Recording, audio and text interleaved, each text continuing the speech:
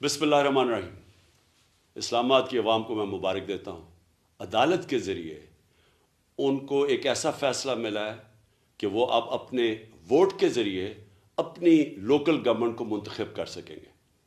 हमारी बड़ी बदकिस्मती है कि इस मुल्क में एक तो एक करप्ट टोला मुसल्लत है और इनके साथ मिला हुआ इलेक्शन कमीशन, जो हमेशा इनकी सपोर्ट करता है और जमहूरियत के ख़िलाफ़ फ़ैसले देता है। और अल्लाह का शुक्र है कि अदालतें हमेशा इनके फ़ैसलों को मुस्तरद कर देते हैं। ये जो करप्ट टोला है, ये अवाम से डरता है, ये इलेक्शन से भागता है।